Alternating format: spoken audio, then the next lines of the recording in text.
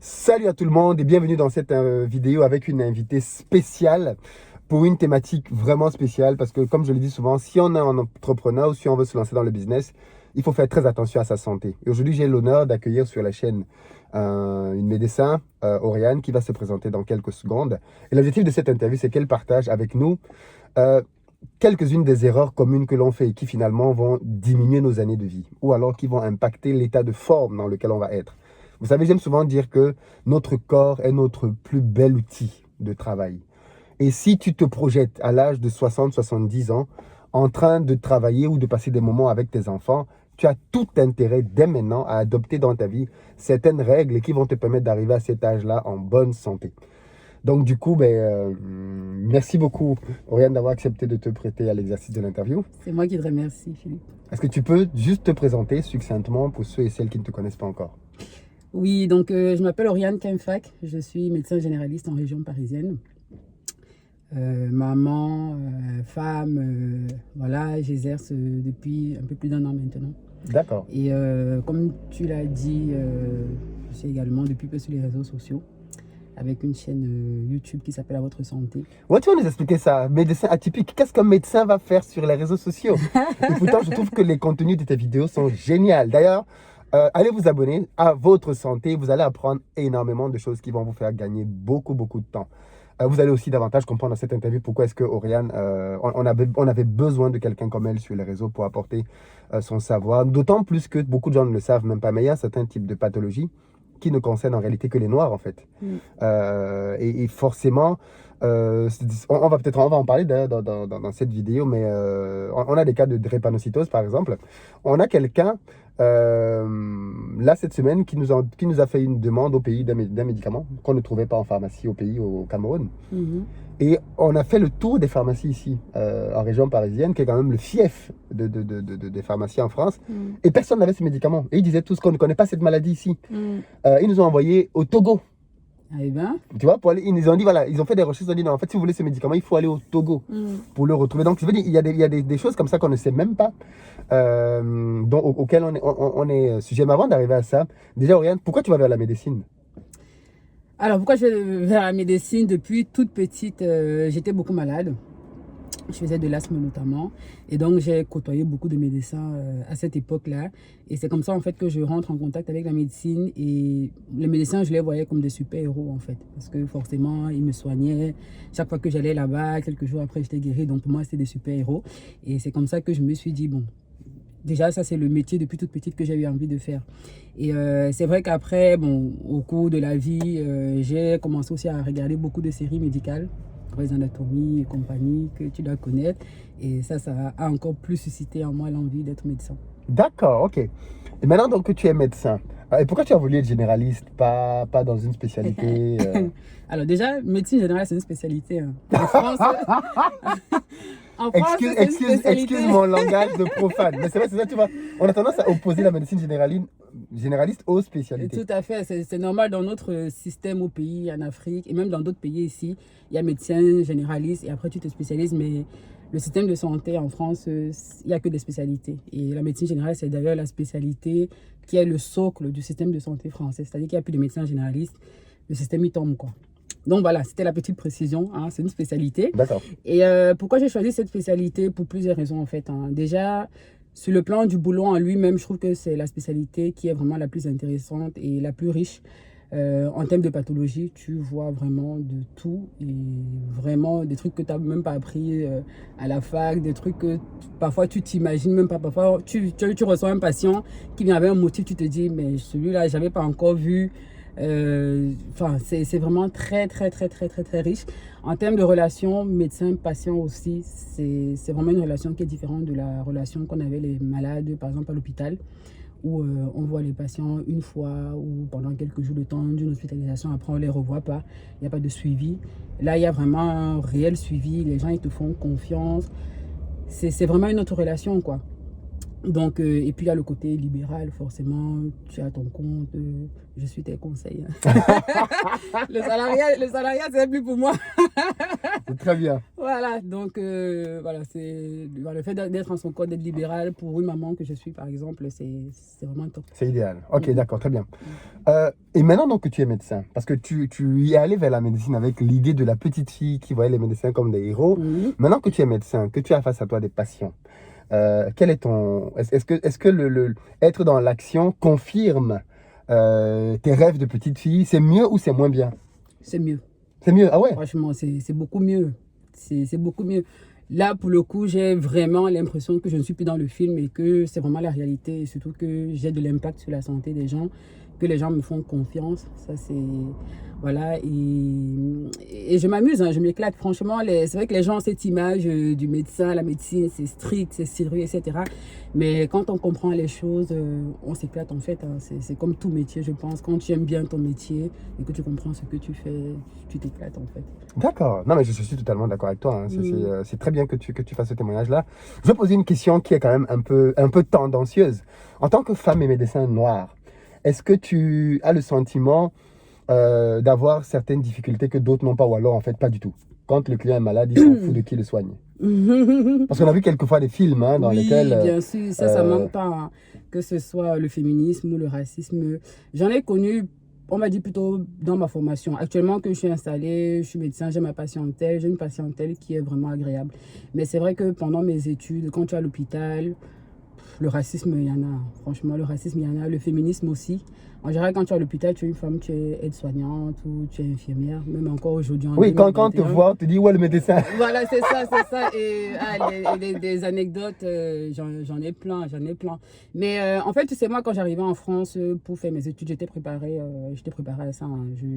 J'avais des grands frères qui étaient arrivés ici, qui m'avaient déjà briefé. Que voilà, sois pas surprise si on te prend pour la femme de ménage même, parce que je dis même infirmière, je suis gentille, mais voilà, j'étais un peu préparée à ça. Donc c'est arrivé que les gens te prennent pour la femme de ménage? Oui. Pourtant tu arrives bien avec ta blouse et ton stéthoscope et tout, et tu parles aux patients, tu expliques bien les choses, et quand tu sors, ils te demandent quand est-ce que le médecin va arriver. Ah non, mais... Madame, allez appeler le médecin. Et ce qui est marrant, c'est que quand tu arrives, tu te présentes. Hein, bonjour monsieur, je suis le docteur tel, vous avez été hospitalisé pour ça, voilà comment va se dérouler le séjour. Oui, il t'écoute. Après tu dis au revoir, on se revoit à bientôt. Et il te dit, ah, au fait, quand est-ce que le médecin va arriver? Voilà. Ça, c'est une anecdote que... Tu dis, le médecin arrive, revient demain. Ok, d'accord. Merci beaucoup pour ce propos introductif. Maintenant, je veux qu'on parle un peu plus quand même de maladies, de pathologies, de choses sérieuses, parce que la santé, tu sais, le corps humain, c'est assez magique, parce qu'il suffit qu'un petit bout de doigt te fasse mal pour que l'ensemble du corps ne réponde plus. Et en termes de médecine, il y a toujours, nous, on a beaucoup cette logique d'aller voir le médecin quand ça ne va pas. Alors qu'en fait, je crois qu'en Asie, on dit qu'ils ont plutôt une thérapie différente. Eux, ils vont voir les médecins quand tout va bien pour s'assurer que les choses continuent d'aller bien. Qu'est-ce que tu as envie de dire sur ces deux systèmes-là? C'est tout à fait vrai. Hein. Et ça, c'est même, tu parlais de l'Asie, mais même en France, une des principales différences entre le système de santé français et camerounais, par exemple, ou beaucoup d'autres pays en Afrique, c'est qu'en France, on met beaucoup l'accent sur la prévention. C'est notamment notre rôle à nous, médecins généralistes. C'est pour ça que je disais qu'on est vraiment le socle du système de santé. Tandis qu'effectivement, au pays, on a un système qui est plutôt curatif, c'est-à-dire qu'on va attendre que les gens soient malades pour les soigner. Alors, quand je dis ça, c'est pas que j'accuse mes confrères, hein, c'est qu'en fait, c'est un peu culturel. Les gens n'ont pas l'habitude d'aller voir le médecin quand tout va bien. C'est un peu comme si j'étais la jambe par la fenêtre.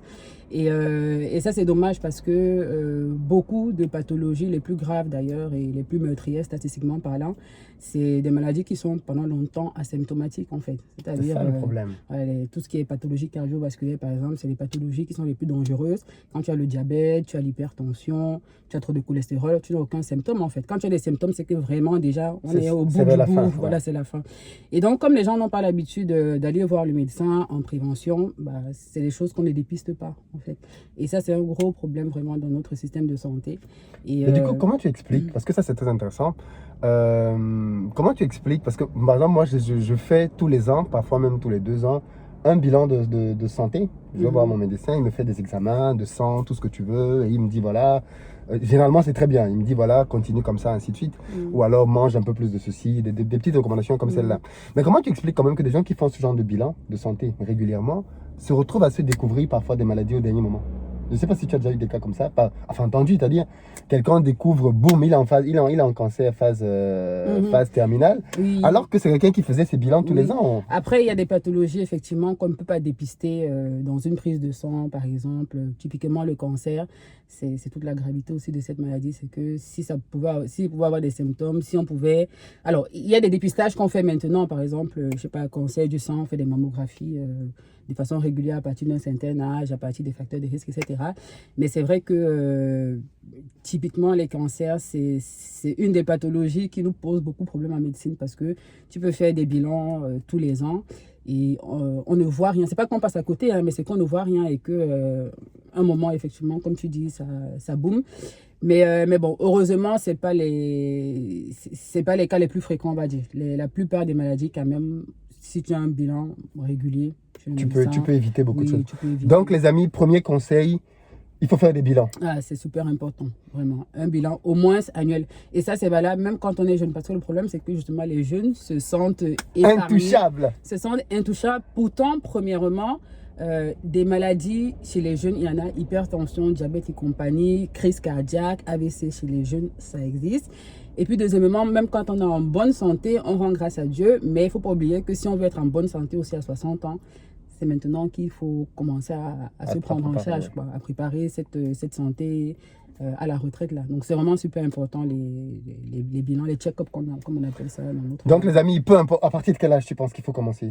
Oh, c'est déjà, même quand ils sont bébés, hein, ici les bébés, non mais c'est oui, vrai, c'est vrai, on a des visites systématiques, et donc, quand ils sont bébés, bon, on va pas parler des bébés, c'est un peu un cas particulier, mais après, c'est une fois par an minimum. Ok, donc peu importe votre âge, si vous êtes en âge de suivre cette chaîne, vous êtes en âge de commencer à faire des bilans de santé. Une fois par an, allez voir votre médecin et demandez-lui un check-up, qui vous fasse déjà au moins des examens de sang, qui vous prenne tout ce qui va bien, histoire au moins de s'assurer qu'à ce niveau-là, il parvient à récupérer voilà, que les pathologies les plus classiques, en tout cas les plus fréquentes, soient moins dépistées parce que c'est bête de passer à côté de quelque chose qu'on sait dépister facilement. Parfois même juste avec un examen clinique, hein, parfois il n'y a pas besoin de faire une prise de sang forcément, mais voilà, il y a de quoi faire, quoi. Ok. Alors, toi, sur ta chaîne, tu as fait des vidéos qui ont très bien marché, notamment dans lesquelles tu abordais certaines thématiques bien précises. L'une des thématiques qui a bien marché dans ta chaîne, c'était celle sur les examens prénuptiaux. Pourquoi est-ce que tu ressens le besoin de faire une vidéo pour parler des examens prénuptiaux? Et pourquoi est-ce que c'est important?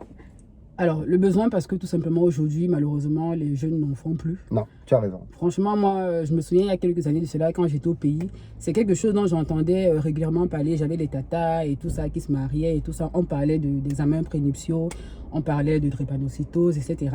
Et j'ai remarqué qu'aujourd'hui, ce n'est plus à la mode, entre guillemets. Les jeunes, ils le font. Et en fait, même l'idée m'était venue parce que j'avais reçu en consultation une dame qui venait justement parce qu'elle avait reçu les résultats du test de Guthrie. C'est un test qu'on fait en fait à tous les bébés qui naissent en France pour dépister les maladies rares.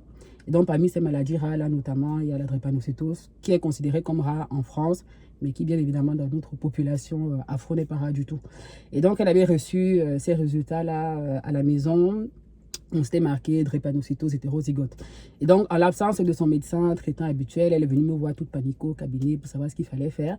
Et moi, j'étais surprise en fait qu'elle soit surprise par ce résultat parce que moi, quand je faisais mes enfants, je connaissais d'emblée quel était leur statut puisque je connais le mien, je connais celui de mon mari, on a fait nos examens. Mais quand je lui avais posé la question justement de savoir si elle n'avait pas fait des examens, elle n'avait fait aucun examen avant de se mettre avec son compagnon, même pas les classiques MST. Et donc c'est là où je me suis dit, c'était une afro, et je me suis dit, bon, ce serait bien quand même de sensibiliser sur ça parce que, bon, heureusement pour être drépanocytose hétérozygote, c'était une forme qui n'est pas sévère, mais elle pouvait avoir autre chose, elle pouvait avoir une forme sévère, elle pouvait avoir le sida, elle pouvait avoir, voilà, et ça s'évite avec une simple prise de sang. Donc je me suis dit, bon... Si, oui, mais parce que quand les gens s'aiment, je veux dire, les gens s'aiment, ils prévoient une date de mariage...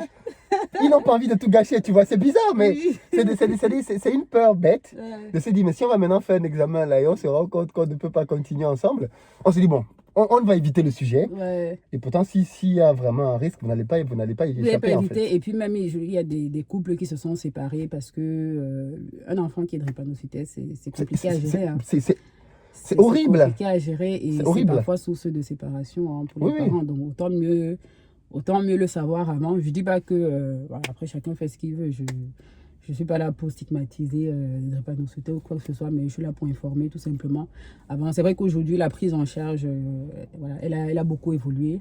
Mais voilà, avant de te mettre avec quelqu'un, il faut savoir où tu t'engages, quoi. Mon rôle, c'est vraiment de sensibiliser. Donc, les amis, alors dans les examens prénuptiaux, ce sont des examens en gros que les deux personnes qui veulent se marier font pour s'assurer justement qu'il n'y a pas de risque Voilà, de qui sont santé, compatibles sur le plan santé. sur le plan santé. C'est Voilà. fondamentalement Ils sont déjà ça. compatibles sur le plan physique et tout ça. Émotionnel. Émotionnel, mais il faut aussi que sur le plan de la santé, s'ils veulent aller loin, il faut qu'ils soient compatibles. Il y a une vidéo dédiée à cette thématique entière que vous pouvez retrouver sur sa chaîne À votre santé et qui va vous permettre de vous faire une vue un peu plus globale. Un autre thème que tu as abordé que j'ai trouvé très intéressant, et celui-là il est particulièrement dédié aux hommes, c'est celui de la prostate. Pourquoi le besoin de parler de la prostate? Alors, c'est pareil, c'est pour informer parce que beaucoup d'hommes, et d'ailleurs j'ai eu beaucoup de retours d'hommes sur ce sujet, malheureusement en message, parce que les sujets comme ça, il y a ce sujet, il ne commente pas. Il y a le sujet, j'ai fait un sujet sur la prostate, j'ai fait un sujet sur les troubles de l'érection aussi. Malheureusement, les gens ne commentent pas dans les commentaires, peut-être parce qu'ils ont honte, parce que c'est un sujet un peu honteux. Mais bon, en tout cas, dans les messages, j'ai eu beaucoup de bons retours de la part des patients. Et je l'ai fait parce qu'au pays, on ne connaît pas c'est quoi la prostate. Limite, c'est une maladie. C'est vrai que quand les médecins parlent souvent de la prostate, ils disent, monsieur, vous avez la prostate. Du coup, les gens voient ça comme une maladie. Mais en fait, c'est pas une maladie, la prostate. La prostate, c'est un organe que tous les hommes ont. Et comme le cœur, il faut s'en occuper. Donc, j'ai voulu faire cette vidéo pour déjà renseigner les hommes sur le plan anatomie, pour leur dire quelles sont les pathologies qu'ils peuvent avoir, quels sont les symptômes qui doivent amener quelqu'un à aller voir son médecin pour explorer la prostate notamment. Donne-nous quelques points quand même. Vous allez voir la vidéo complète une fois de plus sur sa chaîne, mais donne-nous quelques points. Alors, les principales pathologies de la prostate, il y a la prostatite déjà, c'est assez fréquent, c'est l'infection de la prostate. C'est un peu l'équivalent de l'infection urinaire chez les femmes. Sauf qu'en fait, la prostate, elle est très près de la vessie chez l'homme. Donc, en général, quand il y a une infection urinaire, ça colonise un peu, entre guillemets, la prostate. Et donc, les symptômes, c'est exactement les mêmes que ceux d'une infection urinaire. Tu vas faire pipi tout le temps, ça brûle. Si on te fait un toucher rectal, donc pour palper la prostate, c'est douloureux. Tu peux avoir de la fièvre, etc. Donc, la prostatite, il y a aussi l'hypertrophie bénigne de la prostate. Ça, c'est très classique à partir de 45-50 ans. Donc, c'est la prostate qui va tout simplement gonfler de volume. Alors ça, c'est tout à fait physiologique. Franchement, un patient sur 3 à 50 ans a la prostate qui va gonfler de volume. Ce n'est pas une pathologie grave, ce n'est pas un cancer, ça ne va pas dégénérer en cancer. Mais le problème, c'est que comme c'est à côté de la vessie, eh bien, ça obstrue d'une certaine façon la vessie et l'urine ne s'écoule pas bien. Donc, c'est typiquement les patients, les hommes qui vont faire pipi tout le temps. Donc, si jamais vous faites pipi tout le temps, cher monsieur, que vous avez 45, 50 ans, ça vaut le coup d'explorer la prostate parce qu'il y a possibilité de prendre en charge, que ce soit à travers des plantes. En général, il y a des médicaments à base de plantes qui permettent un peu de soulager les symptômes. Parfois, on est obligé de mettre des médicaments, parfois on est obligé même d'opérer, etc. Et donc, et après, il y a le cancer de la prostate, bien évidemment, cancer très, très fréquent. C'est le plus fréquent chez les hommes d'ailleurs et encore plus fréquent chez les hommes afro. Voilà. Oui, ça c'est vrai aussi, voilà, j'avais appris ça. Tout à fait. Et donc, voilà, important aussi à dépister. Des examens de dépistage existent aussi à partir de 45 ans chez les Noirs. Il y a le dosage du PSA, donc ça j'en parlais dans la vidéo, vous verrez les détails. Le dosage du PSA, le toucher rectal, l'échographie de la prostate. Donc ça, c'est des choses qu'il faut savoir. Est-ce qu'il y a des choses qu'on peut faire en tant qu'homme quand même pour prévenir, entre guillemets, le cancer de la prostate? Alors, comme tout cancer, vraiment, l'hygiène de vie, c'est super important. Et ça, c'est vraiment pour... Mais l'hygiène de vie à quel niveau? L'alcool, la nourriture? Alors, l'alcool, pas trop sucré, pas trop salé, pas trop gras, faire attention à son poids, faire de l'activité physique, éviter de consommer les fruits sans les laver parce que trop riche en pesticides, et les pesticides, ça on le sait, c'est cancérigène. Donc, c'est vraiment des règles de base. Alors, mais est-ce qu'il n'y a pas un lien entre l'activité sexuelle d'un homme et les maladies liées à la prostate? Parce que tu sais, au pays, on raconte beaucoup de choses là-dessus. Oui. Alors, quand quelqu'un a la prostate, tout de suite, on commence à... Alors, les études sont très divergentes dessus. Franchement, Ah, ok. je n'ai pas de réponse. Il y a des études qui te disent oui, il faut maximiser l'activité sexuelle pour entretenir la prostate. D'autres qui disent trop. J'avais fait justement une recherche là-dessus parce que c'est très, très controversé. Vraiment, j'ai pas de questions par rapport à ce lien-là. De réponse, Mais ok. j'ai pas de réponse voilà, par rapport à ce lien-là entre l'activité sexuelle et la prostate. Mais ce que je sais, c'est que pour éviter le cancer de la prostate, comme pour éviter tout autre cancer, l'hygiène de vie, c'est vraiment super important. Comme on a dit, l'alimentation, l'activité physique, le stress, hein, le stress oxydatif, ça c'est très... Ok. Voilà, En fait, en gros, les mêmes ingrédients pour l'ensemble du corps, quoi, tout à fait, oui. qui vont jouer là-dessus. Mm. Justement, et pourquoi est-ce que tu avais parlé aussi des troubles de l'érection? Parce que tu abordes quand même des sujets un peu touchy, tu vois, des sujets que les gens n'osent même pas aborder en Bah couple. oui, Toi, tu amènes ça sur la bah toile. oui, c'est des sujets qui sont fréquents. C'est des sujets, mais Ah vraiment ouais? qui sont En, fréquents. Bah oui, en oui, oui. patientèle, tu Moi, as... j'en vois et même ceux qu'on voit même au cabinet, c'est ceux qui osent consulter. Mais en fait, il y a toute une industrie de médicaments, de pseudo-médicaments qui s'est développée sur Internet pour traiter les troubles de l'érection parce que les gens ont aussi compris que les gens ne vont pas consulter leur médecin traitant. Donc, ils proposent directement des solutions où les hommes ils sont dans leur chambre, ils peuvent commander le médicament, ça marche. Mais le problème, en fait, c'est que, oui, ça va peut-être marcher, mais pourquoi est-ce que tu as des troubles de l'érection? C'est ça, en fait, qu'il faut comprendre, parce que les troubles de l'érection, il y a plusieurs étiologies possibles, et il y a des étiologies qu'on peut très bien soigner facilement, sans avoir besoin de prendre tous ces médicaments-là qui ne sont pas sans effet secondaire aussi. Et c'est des médicaments qu'il faut prendre vraiment. La première prescription, au moins, doit être faite par le médecin qui va s'assurer que tu n'as pas de contre-indication, qui va te dire comment bien utiliser parce que les conséquences, il y en a. Moi, j'ai vu quand j'étais aux urgences, que j'ai fait un peu d'urgence, des hommes qui venaient pour un priapisme. Le priapisme, en fait, c'est une érection qui est prolongée et douloureuse. C'est-à-dire qu'il a pris le médicament, oui, il a eu sa bonne érection, mais ça n'avait pas fini, quoi. Donc, Ouh là voilà. là. Bah oui, oui, oui. Et là, ils rigolent plus. Là, les hommes, là, ils rigolent plus. Donc, c'est vraiment... quand on dit que les médicaments, c'est dangereux, tout médicament est par définition dangereux. C'est pour ça qu'il y a vraiment une certaine classe de... Et si tu remarques, même dans mes vidéos, en général, je ne donne pas le nom des médicaments parce que, justement, je vais éviter l'automédication. Alors, je vais parler peut-être d'une crème pour les mycoses vaginales, des trucs un peu banal entre guillemets, mais il y a des médicaments pour lesquels j'ose pas donner le nom parce que je sais qu'il y a certaines personnes qui vont n'attendent que ça, voilà, qui vont aller acheter au lieu de consulter. et voilà, et là je peux faire pire que mal quoi en fait, donc Et du coup, qu'est-ce qui peut donc justement, comment prévenir de manière globale là aussi les troubles de l'érection? Et puis comment est-ce qu'on sait qu'on a un trouble de l'érection? Alors, on parle de trouble de l'érection quand on a soit du mal à obtenir une érection, soit du mal à la maintenir de façon à avoir un rapport sexuel satisfaisant. Pour qui satisfaisant? Pour les deux, pour l'homme comme pour la femme. Est-ce que c'est dans la même famille qu'on parle des trucs comme l'éjaculation précoce? Est-ce que c'est l'une des dérivées? C'est autre chose? Non, hein? non, c'est autre chose. L'éjaculation précoce, c'est autre chose. Là, les troubles de l'érection, c'est vraiment le problème pour bander, quoi. C'est vraiment le trouble de l'érection. Et donc, alors les causes peuvent être psychologiques déjà. C'est clair que si tu es stressé, si tu te mets la pression ou si tu es déprimé, tout part du cerveau d'abord. Hein. Pour qu'il y ait de l'érection, tout part du cerveau. Après, comme j'expliquais dans la vidéo aussi, le mécanisme même des troubles de l'érection, c'est un mécanisme vasculaire en fait. C'est-à-dire que c'est un afflux de sang qui va arriver dans les corps qui constituent le pénis. Et donc, s'il y a une pathologie qui atteint les artères déjà, tu peux être sûr que tu auras un problème de l'érection. Et ces pathologies, ça peut être le diabète, ça peut être l'hypertension, etc. Donc ça, c'est des pathologies. Quelqu'un qui a des troubles de l'érection, c'est des choses qu'on va rechercher parce que c'est des pathologies qui sont aussi très fréquentes.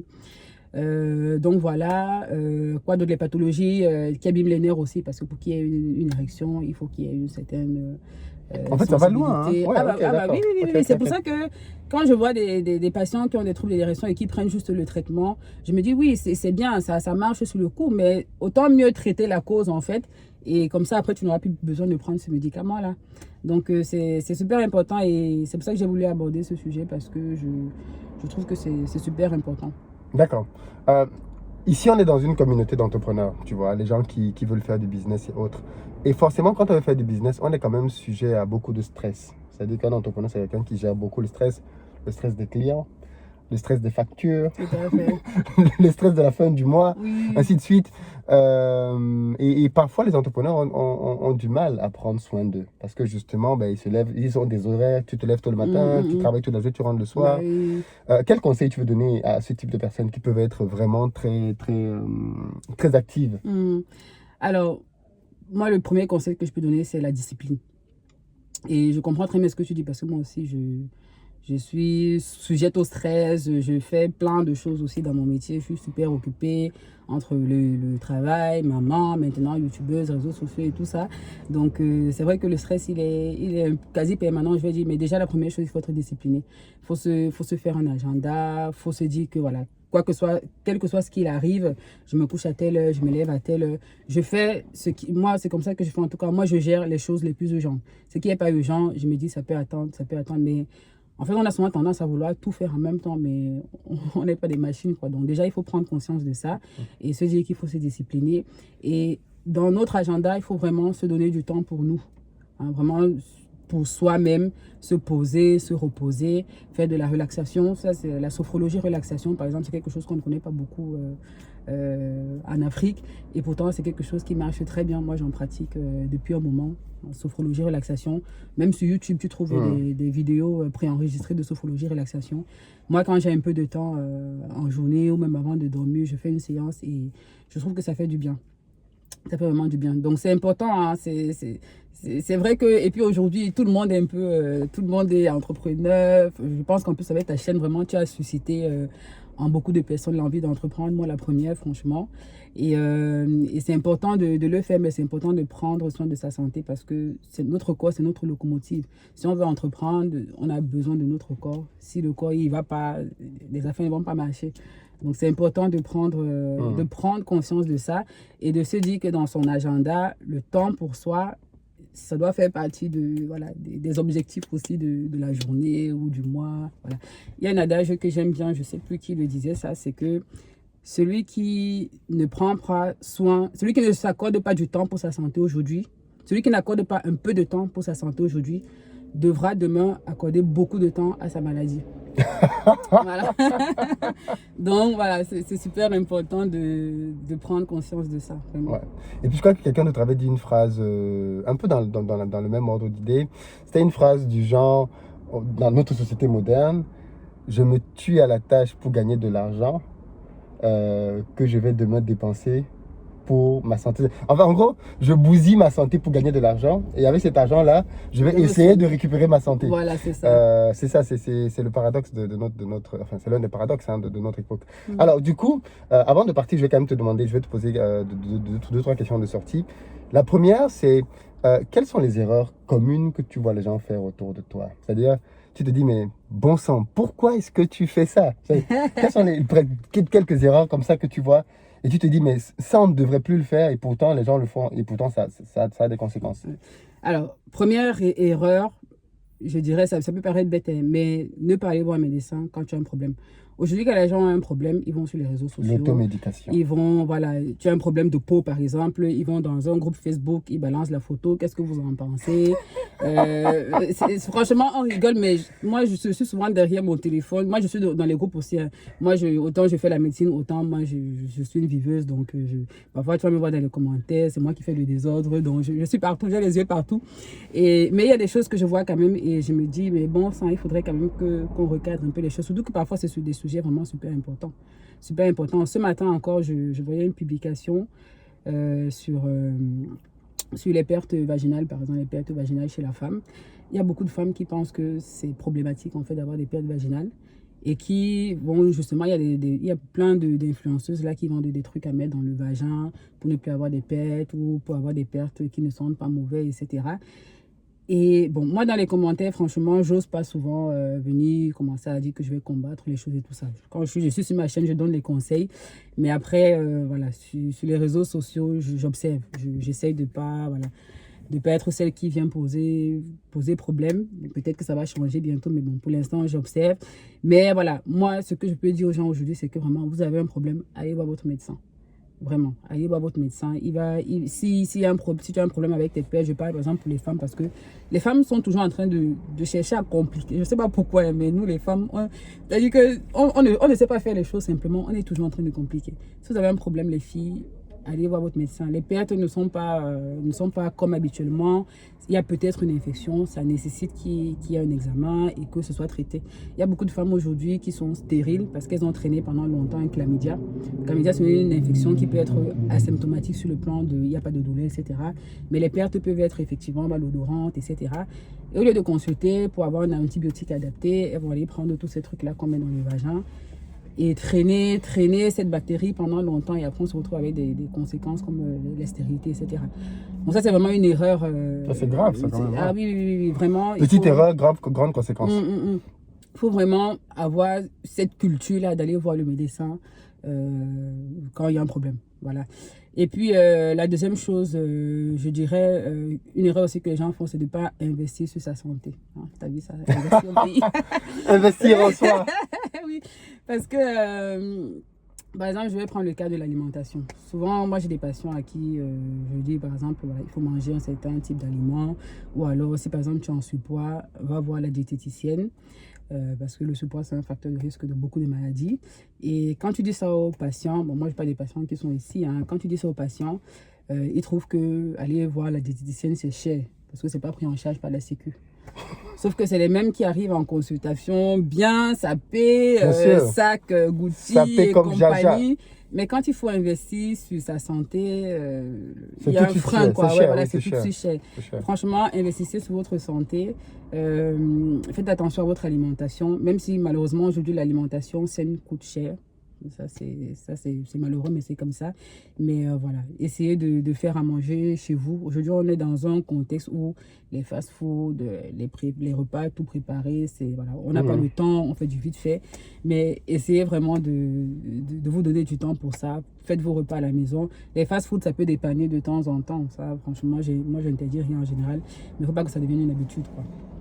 Donc voilà, il ne faut pas se laisser colonisé par l'air ambiante, en fait. D'accord, ok. Et puis pour sortir, moi, on a parlé de 3 pathologies principales. Est-ce que tu as une autre sur laquelle tu veux quand même alerter les gens? On a parlé... Il y en a plein, hein. Ouais, c'est vrai, c'est un exercice difficile. Oui. Allez sur sa chaîne et vous allez voir, elle traite de beaucoup de sujets. Et je pense que vous comprenez vraiment peut-être davantage l'intérêt. Et ça, c'est génial que des médecins comme toi viennent sur la toile pour divulguer, vulgariser. Elle ne cherche pas des clients, parce que la plupart du temps, les gens se posent la question. Mais je suis qu'il y a des gens qui vont se demander comment faire pour la rencontrer. Alors déjà, vous pouvez la contacter sur ses pages, je pense. Oui. Et puis, je pense que c'est toi-même qui réponds.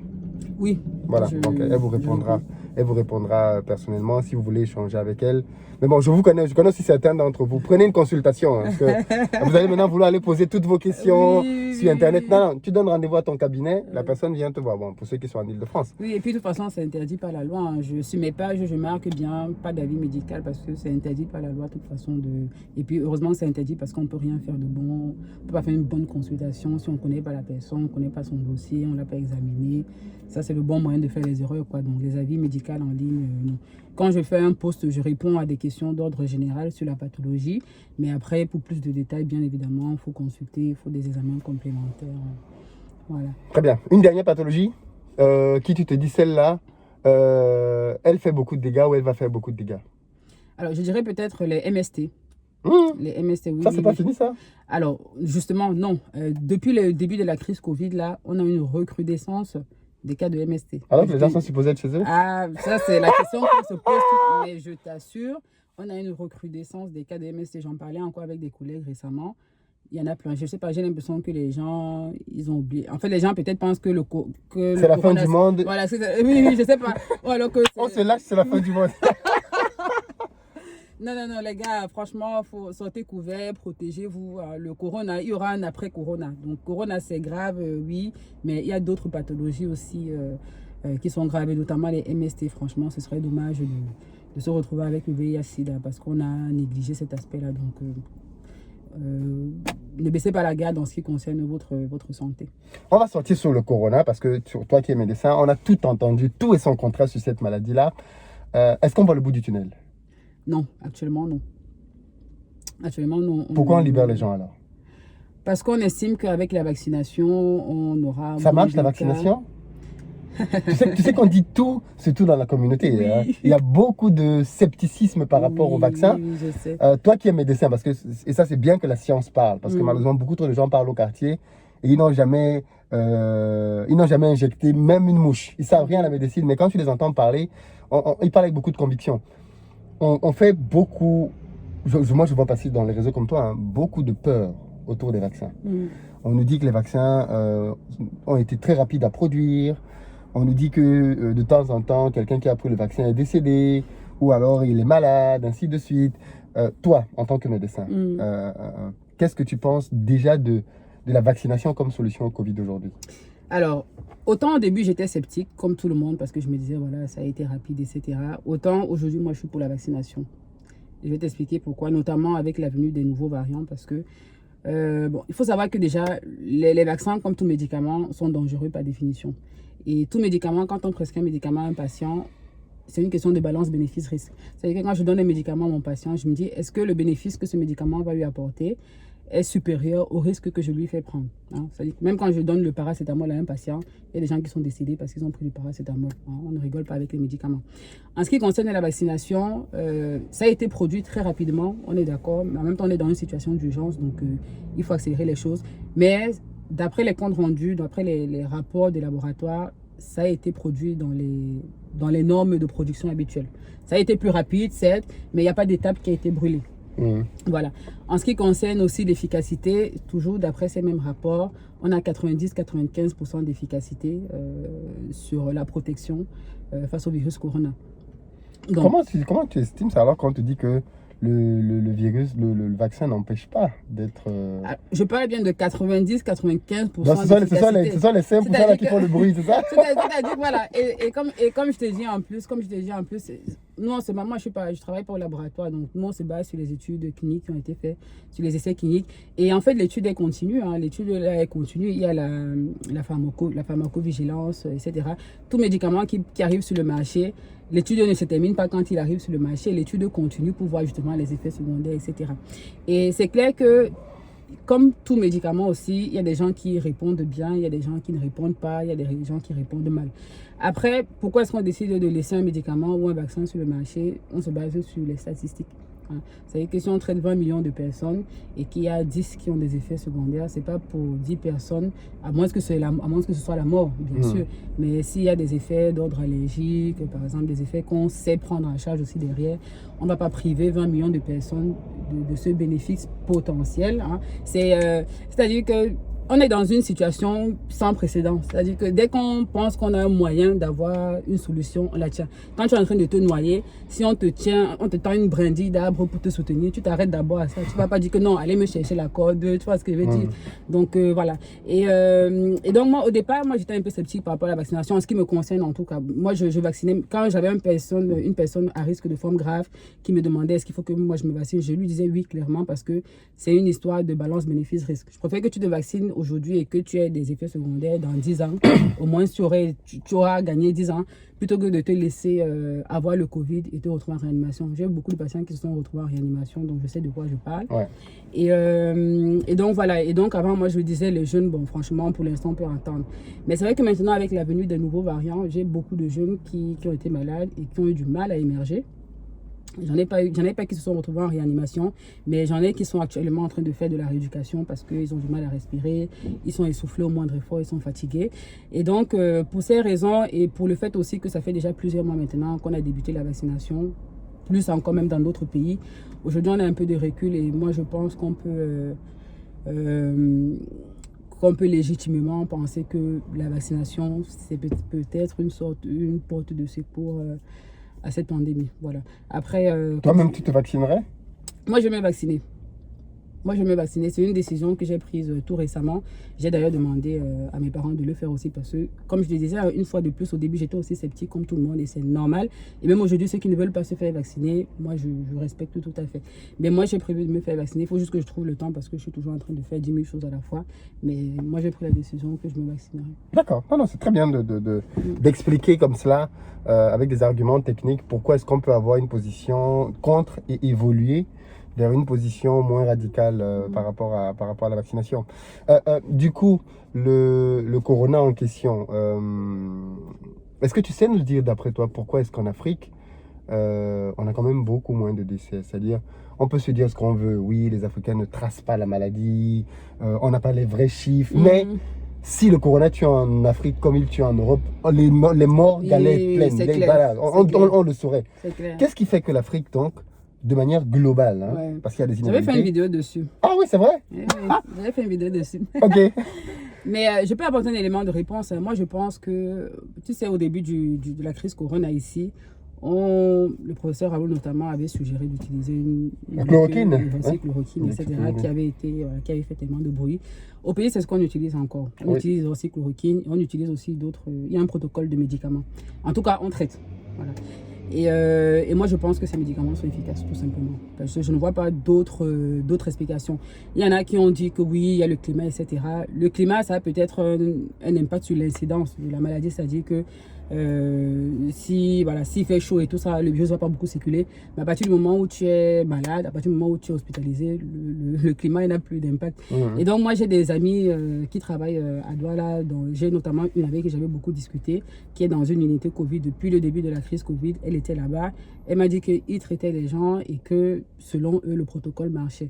Donc, moi, je pense que, et j'ai toujours trouvé dommage qu'ici, on nous interdise de faire des prescriptions. Parce que, comme je disais, quand tu as une brindille de balai à laquelle tu peux t'accrocher, tu essayes, même si ça ne fonctionne pas, tu n'as rien perdu. Les médicaments dont on parle là, c'est des médicaments qui sont vieux comme le monde. Ils ont des effets potentiels secondaires comme tout médicament. Mais ils ont au moins le mérite d'exister. Et, voilà. Et moi, mon avis personnel, c'est ça. Et puis aussi, il y a bien sûr la médecine traditionnelle, les plantes et tout ça, artémisia et tout ça. Moi, il n'y a pas eu d'études faites dessus, mais la vérité, c'est qu'on a des bons chiffres, donc c'est que ça marche. Moi, c'est mon avis. Pragmatique. Ouais. Ok, très bien. Mais écoute, on arrive à la fin. Les amis, comme je l'ai dit à plusieurs reprises, abonnez-vous à sa page, vous allez gagner énormément. On va faire une interview en live dans quelques semaines. Quand exactement, je ne sais pas encore, pour que tu puisses répondre aussi en direct aux questions que les gens pourraient avoir envie de te poser. Séance de consultation gratuite, entre guillemets, même s'il faut aller consulter, bien évidemment, en présentiel, sans médecin. Est-ce que qu'est-ce que tu veux dire aux gens pour la fin, pour sortir de l'interview? Prenez soin de vous, prenez soin de vos proches. Prenez soin de vos parents aussi. Hein. C'est vrai qu'on n'en a pas parlé pendant l'interview, mais c'est vrai. Il faut prendre soin aussi de ses parents. Moi, malheureusement, on vit dans un contexte ici qui n'est pas le même qu'au pays, où il y a beaucoup de personnes âgées qui se retrouvent seules, qui n'ont même pas des enfants, enfin, qui ont des enfants, mais personne n'a le temps pour aller prendre les médicaments, pour les amener en consultation, etc. Pensez à vos proches. Quand je sors une vidéo, par exemple, sur une pathologie, même si ça ne vous concerne pas et que vous pensez que ça peut concerner vos parents, pardon. Non, ça va. Donc, si vous pensez que ça peut concerner vos parents, écoutez la vidéo, parlez-leur-en. La santé, en fait, c'est une histoire de tout le monde. On peut être en santé, on est content, mais si notre maman ou notre papa n'est pas en santé, ça nous affecte. La vie n'est pas... Voilà, ça nous affecte. Voilà. Ok. Merci beaucoup, les amis. Vous avez écouté les conseils du docteur. La balle est dans votre corps désormais. C'est quoi? C'est le corona? J'ai avalé de travers. Ok, d'accord. Allez, je vous laisse sur cette petite blague. Dites-nous dans les commentaires ce que vous avez pensé de ce qu'elle a proposé, de tout ce qu'elle vous a dit. Allez sur sa chaîne et rendez-vous très bientôt pour l'interview en direct. À très bientôt. Merci Philippe, merci tout le monde. Je t'en prie. Ciao.